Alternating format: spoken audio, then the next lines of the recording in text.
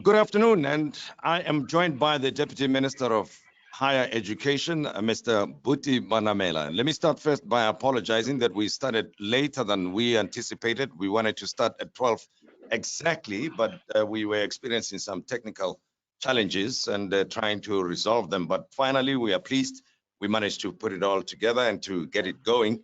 So Buti Manamela is joining me to talk to us about whether the higher education institutions, that is the TVET colleges and universities, are fit for purpose. One, whether they're geared to dealing with the new reality of virtual content delivery in the main or a hybrid of content delivery.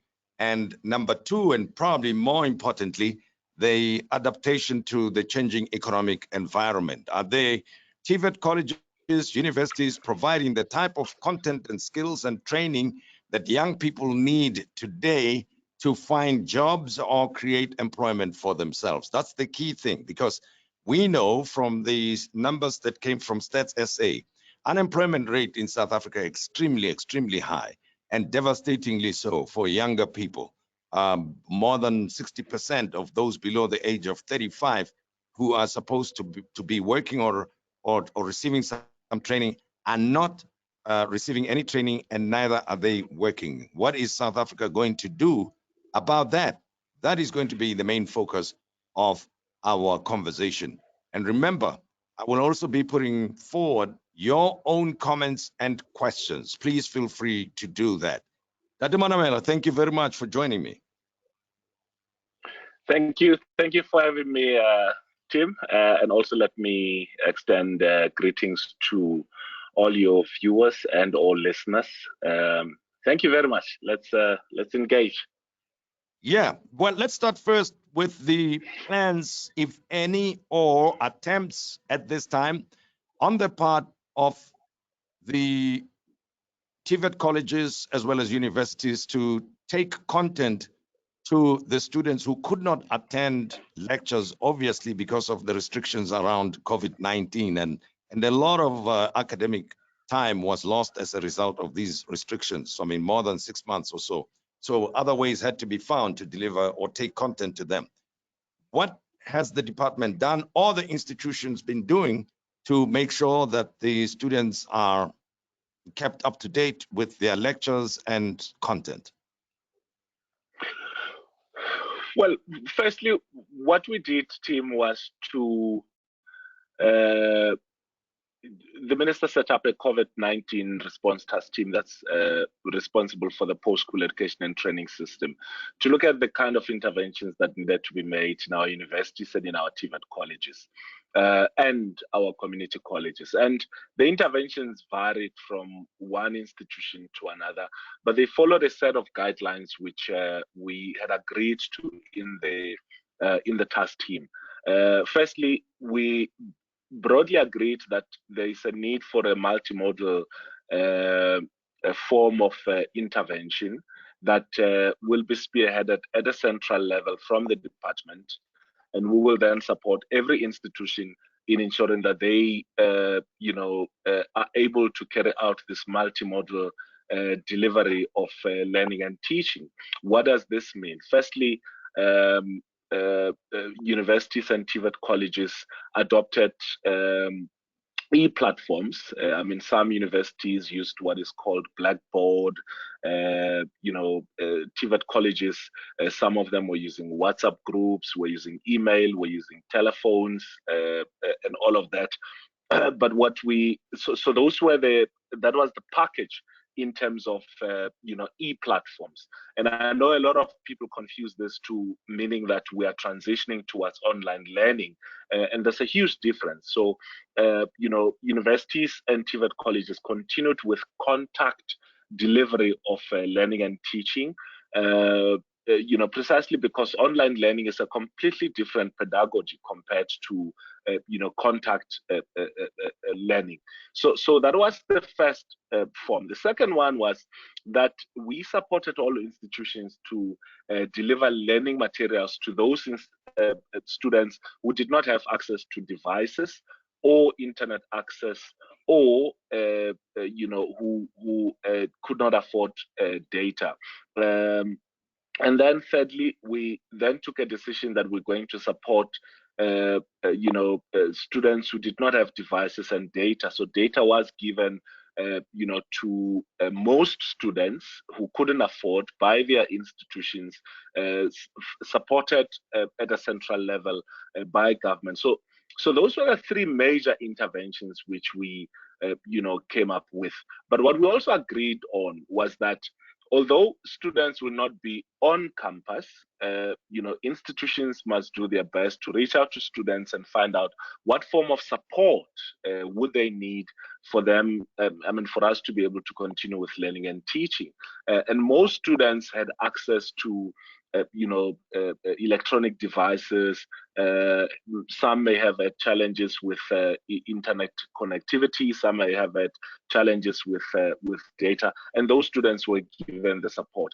As is now, although we have we've said that 100% of students should get back on campus.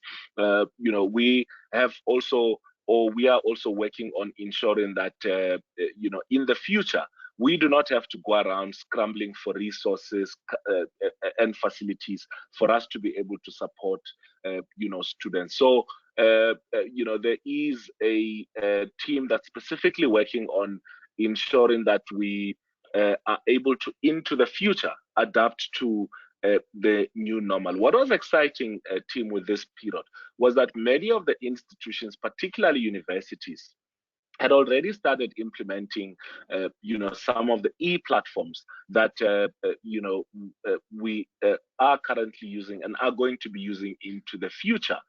And yes, this has been frustrating for, hundreds and thousands of students who did not have the kind of resources, but we believe that the situation has stabilized.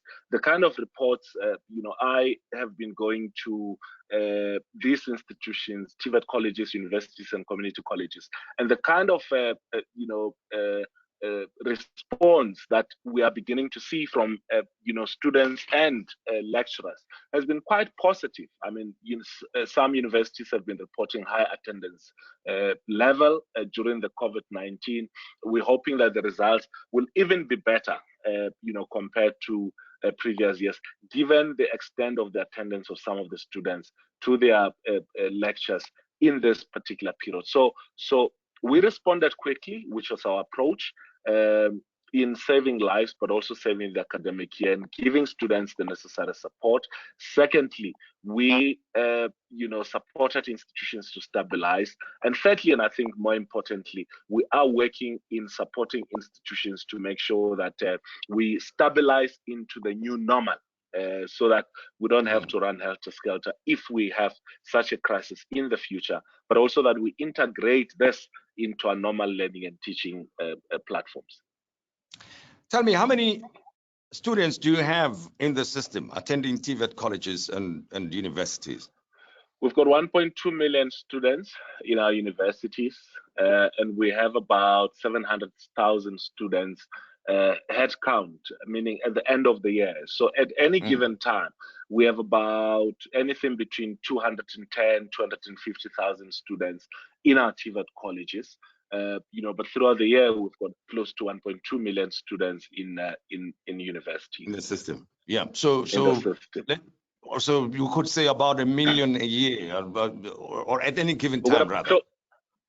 So we are responsible for more than 2 million students in all public post-school education and training institutions. And do you include the sectoral education and training? Well, the SETAs, in other words, the SETAs. So the SETAs would then be responsible for their students. Yes, we did, include them as part of the discussions in the task team. So now that's a bit also of a complex situation, because most of the students who are in learnerships or internships and all of that, some of them, they're learning was work-based type of learning, and Yeah. most of the companies had closed down, and therefore, there were challenges in that. So it relied on whether the employer would be available, opening for business, and all of that. And now that most factories are open, we've begun to see. We're beginning to see most of the students getting back to their learnerships and or internships or whatever program that they have with their CETAs. You see, I'm asking that question because I want to work it back to the number of the unemployed youth in the country. As much as, and it's great that young people are receiving training and education. Great. And the numbers are impressive, almost 1 million at any given time. Then question becomes, what happens to the young people once they've received this training in this kind of environment where there are no opportunities for them? I suppose you can imagine it. It must be extremely frustrating. You go to university or to a TVET college, and your expectation is that once you have acquired the skill or you have graduated from a university, somehow you will be, it will be a bit easier for you to access a job opportunity.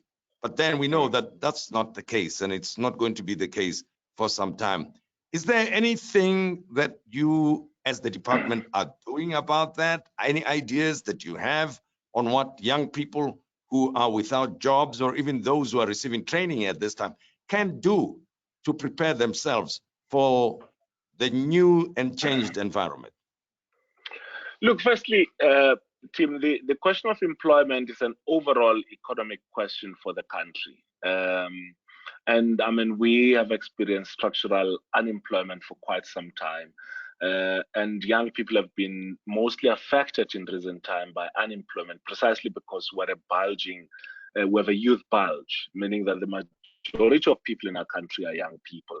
The last count was that we have more than 3 million young people who are not in employment and who are not in education or any form of training. So some of the interventions that we've been making is to target specifically those young people through our universities, our TVET colleges, our CETAs, and our community college. And we think that we, are doing our best. We may not be able to and have not been able to, cover the entirety of the more than 3 million young people who are not in employment, education, or training. But it's an overall economic question for the country. And I think both the president and the minister of finance announced plans a couple of weeks ago about what the government in general intends to do to deal with, the question of unemployment. And what I want to zoom in that overall plan is on the skills question, which is what our department is mainly responsible for. Now, what we know, which is what Statistics South Africa tells us, and generally studies around the South African labor market tells us, is that if one has, a grade 12 certificate or any form of post-school qualification, they have a better chance of getting employment. So just walking out of a university, a TVET college, or a school with having completed that program, you stand a better chance. And that's why our emphasis in terms of opening the doors of learning and teaching. And so, zooming further into that, and I want to take TVET colleges as one of the examples. So about 5-10 years ago, students who went to TVET colleges were just under 200,000. And that number has exponentially increased, as I said earlier on, to close to 700, to more than 700,000 actually. Now, these are students who are doing the N courses, but also it's students who are doing what we call occupational trades, meaning that a student goes into a TVET college and they specifically train for a particular trade, which based on our labor, our labor market information needs. So we've designed those kind of courses. So a student will go in to study welding or bricklaying or anything of the sort. So those are our occupational trades which are offered in our TVET colleges, and we believe that the programs that we have designed in our TVET colleges are in such a way that students can graduate and get into a job, or to start their own business, which some of the institutions are training those students, to do. So if you go into if you go into the 50 of our TVET colleges with their 250 or more, satellite campuses, you will have fully furnished workshops which are intended to produce skilled young people who are ready for the labor market. Yes, not all the graduates from our universities and our TVET colleges, become employed, immediately. But we believe that the way in which we have designed policies and instructed our institutions to design their programs are in such a way that they are able to respond to the needs and demands of the labor market. All right, let's take a few comments from some of the attendees here, and I encourage you to post your questions or comments.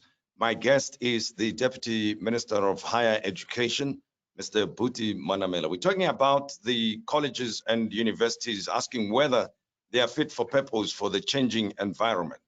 Guy Harris, you say, as it is, hard skills related jobs that are more sustainable are no longer readily available. Why are we not teaching TVET students entrepreneurship as well, so that they can start their own businesses, given the skills that they will have been trained in? That's one comment. That's from Guy Harris. Second one from Edward Nelwembeni. He says there appears to be a disjuncture between the department's intentions and tertiary institutions. How independent are these institutions? TVET institutions tend to play by their own rules. There are two questions there. Well, firstly, there is no TVET institution that's playing by its own rules. All TVET colleges are expected to follow the ministerial curriculum statement, which guides these institutions on what kind of programs they're supposed to be delivering. That's the first. Secondly, we have what we call annual performance plans, which which specifies the kind of outputs that we expect from each of the institutions.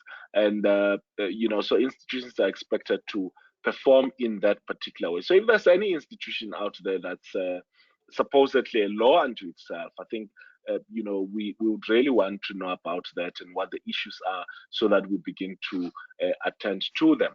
We are all guided by the underpinning goals of the National Development Plan, which has set certain targets, and in particular the targets around artisans, for instance, which is what any student who go to a TVET college, would want to ultimately become, or a technician or anything else. So there's no institution that's going to be a law unto itself. Secondly, with regards to your first question, yes, programs or hardcore skills, I think that's the word used. Some programs get outdated, and so we continuously and consistently try and review and relook at our programs and their relevance, working together with the private sector, working together with various sectors in our who are active in our economy, so that we determine what kind of programs are needed by our TVET, by the economy, so that TVET colleges can be, their programs and output can be designed around those particular programs. So that's what we strive to do. Now, as a result of what the market needs, we, about 2 years ago, launched what we call the Centers of Specialization, which identified, 25 trades, which ranges from being an electrician, being a plumber, into robotics, into mechatronics, so from very basic skills that you need into high-end skills, future skills that you need, and these centers of specialization are placed across the country and are taking in thousands of young people who are already employed or who are unemployed, bring them into institutions into TVET colleges, give them the skills, improve whatever skills that they have, and then they go back into the labor market. So this has been something that's been working quite well. And if there are any challenges, we're always open to suggestions in terms of specifically what are the skills areas that we believe are in need, and what kind of interventions need to be made. I like your last comment because actually I'm going to make a suggestion, if you don't mind. I don't at all. I actually think about this, that South Africa has got values, right, that are enshrined in the Constitution. But I find that we don't really, as a people, including the government, that we don't spend a lot of time promoting the values of the Constitution.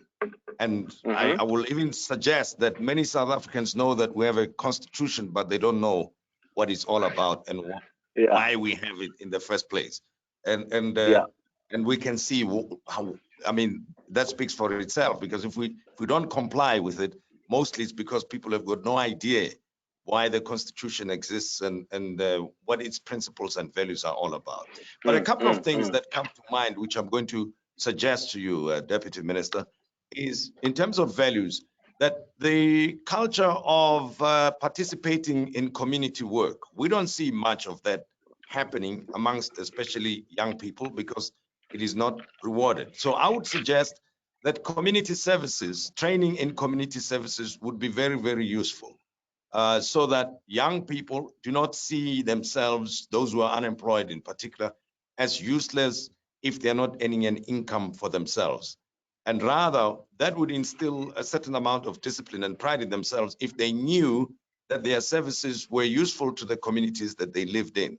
Take, for instance, cleaning the environment as a start, or looking after the elderly, understanding that it is their role to protect the vulnerable in their communities. So if training of that sort was given to them, but also supported by training or exposure, well, I think training is the right word that I'm using here, into understanding what the Constitution is all about, why it is important that when you are a citizen, you also have to perform civic duty. I mean, in the past, right, in the apartheid days, there was national service, which was militarily inclined.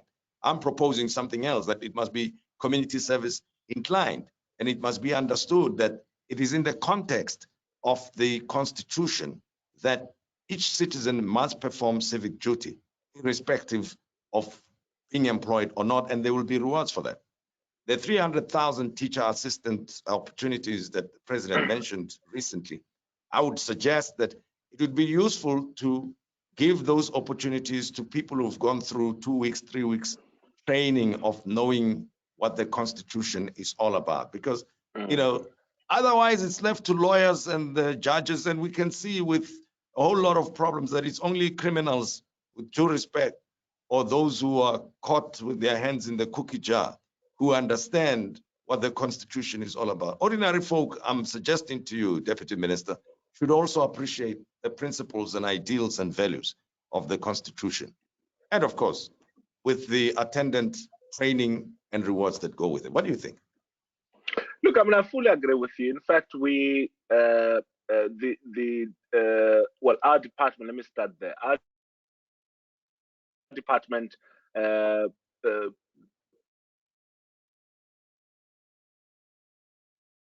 Oh, now we're losing you there for a moment. Can you hold on a second? I have lost your sound, Buti Manamela.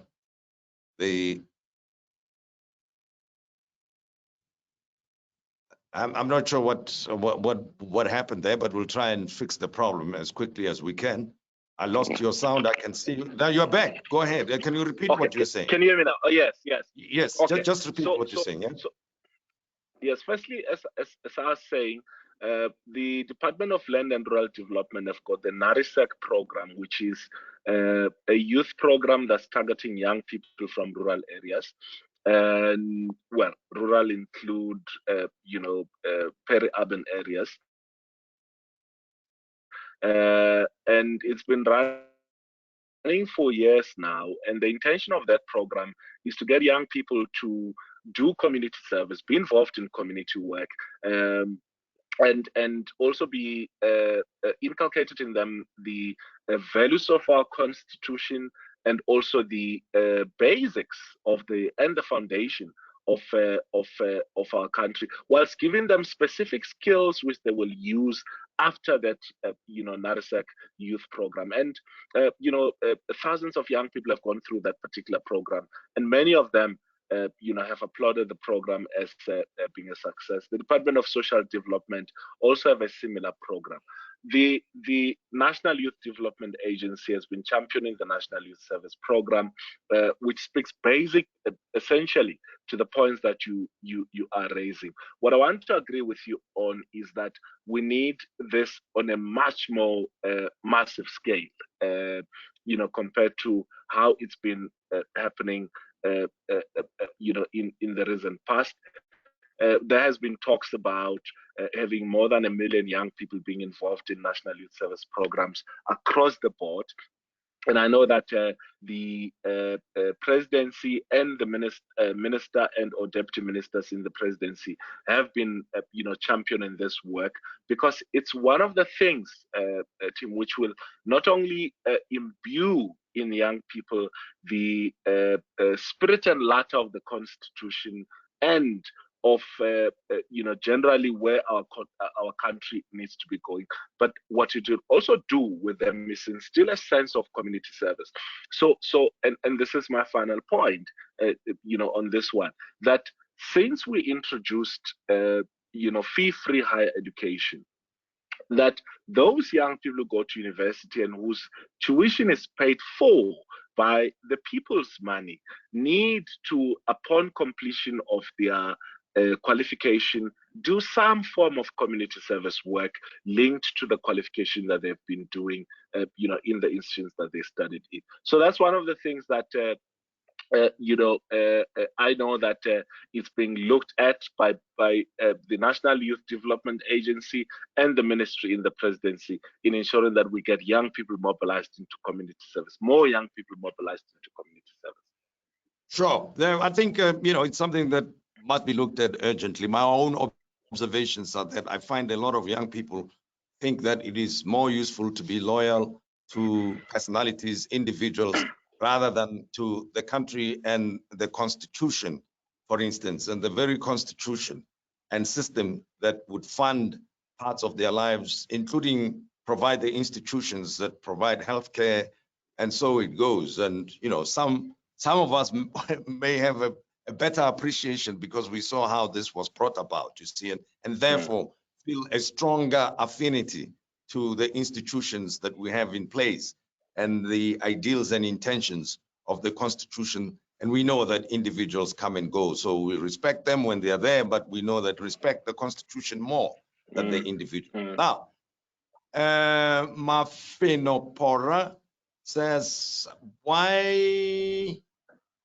do we wait until after matric? Says, what we should be doing is to adopt a bottom-up approach like in Zimbabwe of yesteryear, where in year 2 of high school, learners had to also take skills course, be it plumbing, bricklaying, etc.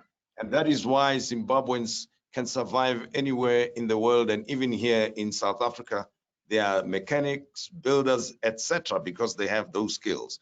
Whereas most South Africans do not know how to do those things themselves. What's your view? Look, I fully agree with that, and in fact, that's the intention of government. I don't know, Tim, if you remember I think a year or two ago, the Minister of Basic Education, Angie Motshekga, said that we want to encourage young people to exit the basic schooling system into the TVET colleges upon completion of their grade 10. And that's exactly the point that your listener or viewer is making, so that they're able to acquire particular trade skills at a TVET college. And then we have a number of technical schools all over the country. And I remember that point was made to sound as though it's controversial. But if you think about it, a lot of countries, not only Zimbabwe, and I've had in one of my visits to Zimbabwe discussions with the Deputy Minister of Higher Education, Science and Technology there, on potential collaborations, with the Zimbabweans as it relates to technical and vocational education. But the success of the German system, for instance, is precisely that at a schooling level, young people get introduced to particular trades which, they would then pursue further into the future, and there's close collaboration between the education system and the private sector. So there was a lot of criticism around that, but I went to a TVET college.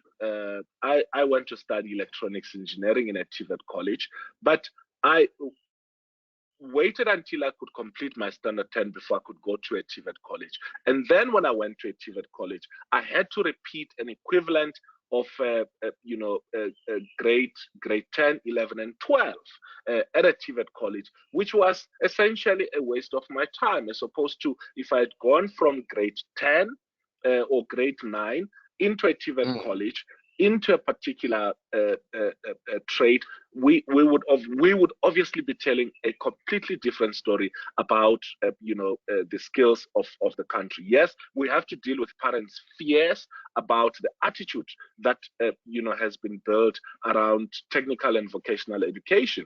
What's even anybody beside the dumb school in the past, because people were thought to be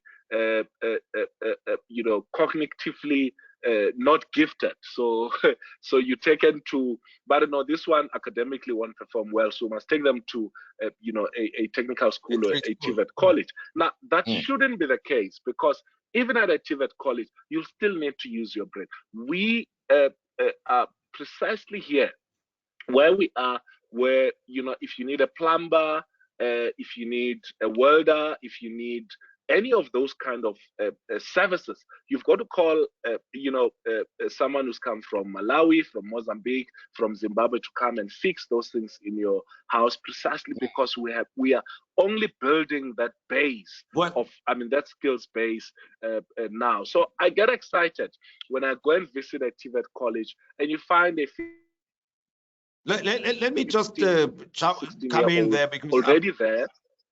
Yeah, I've got a few comments, rather questions for you. And I have not even squeezed in the digital age type of skills. We haven't touched on that.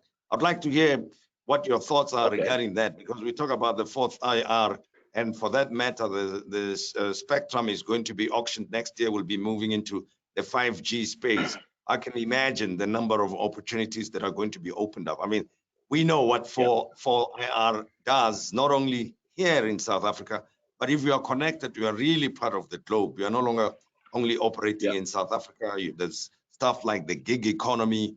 People can work for companies that are based elsewhere instead of working for South African companies. You know that many young people need skills in those areas, right? And you can see even as even myself, I have an understanding of what's happening around the world with those types of things. And I would like to see more young people exposed to that type of thinking, because it's important to develop skills for the world now, not only for your immediate community, but skills that you can market anywhere else in the world. What are your thoughts on that? And then I'm going to take a group of questions and comments here. Just briefly on that question. Firstly, there's a lot of exciting things that are happening in our institutions. There are TVET colleges that are training young people on 3D technology. There are TVET colleges that are training young people on robotics, on artificial intelligence. There are universities that are, lead in those areas. University of Johannesburg, University of Witwatersrand, all of those are already or have already transitioned into training young people into what we refer to as future skills. We are participant in something called World Skills, wherein we are required to comply with need for specific future skills that are demanded into the digital world. Yes, we go there, we compete, and we're still not performing well, but we think that those are some of the things that will give us an edge as it relates to skills or future skills in this context. Now, our minister is in discussions with the Minister of Communications and is pushing this very hard. The need for dedicated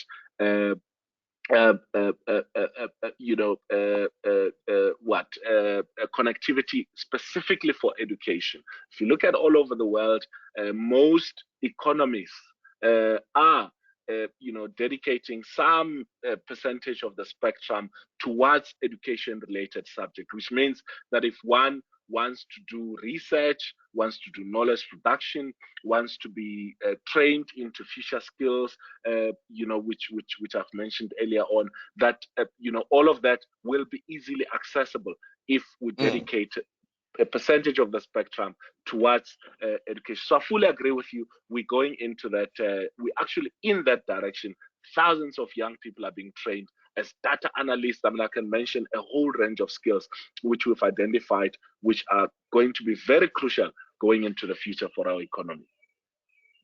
Pagel Msiza wants to know why apprenticeship training programs were substituted by learnership programs.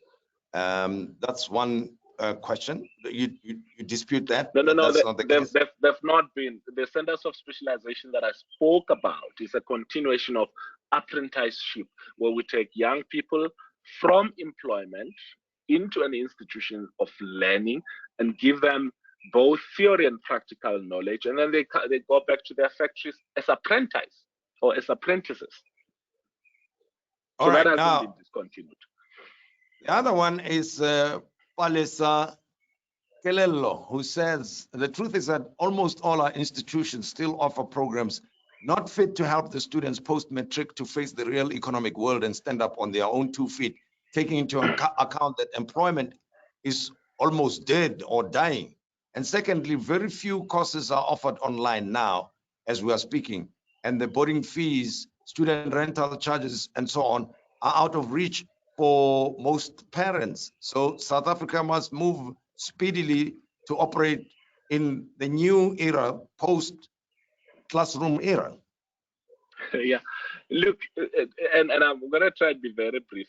I agree with the fact that we need to move beyond, the classroom. So we need an integration of both classroom and remote learning, and there's a lot of work that we're doing as the department in transitioning towards online learning. We can't afford to be building student accommodation, lecture halls, and all of that anymore. We will build whatever that's in the pipeline, but investments towards distance learning is what we need, and that's why there's particular focus on UNISA and also support to institutions that are already spending resources on online and or distance learning. So that's where the future is going to be.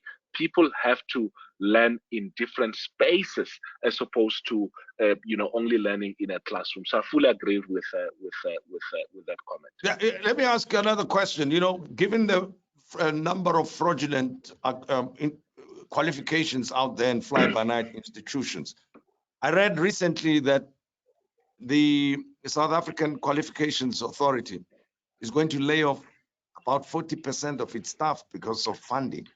Now, how are you going to monitor, track, and set the standards of qualifications if very small organizations such as the Qualifications Authority is laying off people? Why is that?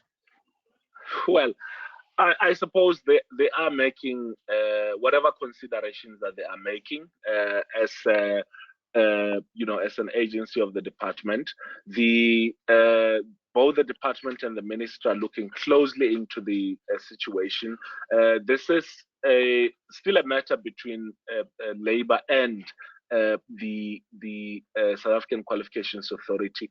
But what the minister has highlighted is the fact that the way in which the South African Qualifications Authority is currently organized needs to change. There has been certain challenges that's been going on at SAQA, and we are specifically attending to that. What we want to assure, South Africans is that whatever happens there will be done in the best interest of the integrity of their qualifications, and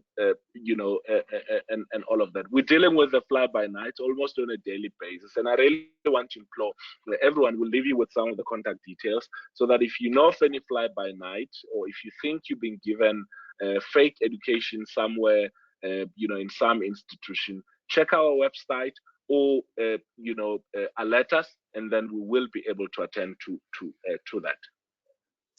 And Mashao Rasibota is asking 3 points, but I'm just going to wrap them into one as we conclude and ask. One of the key points that Mashao is asking is, what is the value of a qualification from a TVET college or a university in South Africa, really? I mean, we know that it's supposed nominally free education, right? Mm-hmm. And once you get that certificate or qualification, what value is it in the real economic world? Well, firstly, the intention is to skill the person who's in possession of that qualification in the profession that the qualification says they have. Secondly, we've got various agreements with a whole range of countries, both at bilateral and at multilateral level. So it means that you can also be employed, abroad. The third, and I think most important thing, is that any individual who graduates from any of our institutions and graduates with the sole purpose of looking for employment, I think would have done injustice to that individual. And that's why all over the country we have, innovation hubs, we have, incubation centers whose intention is to help young people who graduate from those institutions build a potential base for them to go out there and create employment for other people. Final word from you. I mean, what is it that young people should have hope for in the contracting economy? A country with high unemployment rates such as we have, and they look all around them. The big story they hear is that it's corruption this, corruption that. People become multimillionaires overnight without adding value to anything. And frankly, a lot believe that the easier way is to also become corrupt. I'm not suggesting all of them. Reasonable people want to live lives of dignity, lives of meaning, where they belong and they are respected and they are achievers one way or another. Is our society doing its best to give young people hope? And where do you see such hope? Look, I think we're doing our best, but I think, our best for now is not enough. And there are a lot of both internal and external factors that are affecting the way in which our economy is performing. And I think the worst one was the COVID-19 pandemic. And there's a whole lot of stories that are out there which are untold. Yesterday, more than 100 billion rand was raised in investment into our economy, for instance. But that would mean nothing, Tim, if it does not directly impact, a young person, wherever they are. And what I really want to encourage, if you're a young person, if you're not in employment or education or in some form of training, go to your TVET college, tell them that you have the necessary qualification, register so that you can study. The state is paying for more than 90% of young people who go to TVET college. We're paying for more than 60% of students who go to our universities. Our community colleges are for free. Education provided by CETAs is for free. So we have those kind of opportunities. And there are various other agencies which provide platforms for young people to be able to make a better life for themselves. And let's really be on the lookout on what will benefit either me as an individual or the community as a whole, and not through corrupt means. I really want to urge us not to contribute into an already worsening scourge of corruption in our country, but ensure that we do good. I think we more or less are headed in the same direction. We would like the country to work. And of course, Yeah. your department is involved, is providing resources. But I have to raise this point. We are concluding now. As you were speaking, I'm reminded of where it starts with the corruption before we even get to big bucks of multi-millions and so on. Simple thing like acquiring or obtaining a driver's license, which a young person would need, right? Whether they want to be a plumber or not, they would also want to have a driver's license so they can drive themselves to wherever an opportunity arises. But when they get to the traffic department, then they get given a run around, and then they get told to come next week, next month, over to a cold drink, and then there are touts, then the whole thing takes 2 years. Frankly, Deputy Minister, with respect to you and everybody else, it makes a mockery of our system, doesn't it? No, that's exactly true. You know, corruption is not only what gets reported in the news or what gets committed by, politicians or big business people. Corruption also starts with not only the police officer who is asking for cold drink, but it also comes to you, the person who's giving the cold drink. And many people would say, look, what choice do I have? I'm caught in a roadblock, or I need the driver's license, or I need some, one form of permit or another. And I think those are the small things and the big things that we need to be dealing with as a country to deal ultimately with the rot of corruption, to expose it wherever we, see it, and ensure that it is adequately, dealt with. All right, Buti Manamela, thank you very much for talking to us. We appreciate. I think next time we'll have to come. We must do more justice to this discussion. And let me apologize to the attendees that we could not start on time. I know there are those who set time aside to be with us, but I appreciate those who did participate as well as raise the points that they did. And ours is just to keep you accountable or focused, Dr. Manamela, as well as help direct where things should go as we see them or as we experience them. Let me thank you for having made the time and sharing with us the information that you have. Buti Manamela is the Deputy Minister of Higher Education. Thank you very much for your time. Thank you very much, Tim. Thank you.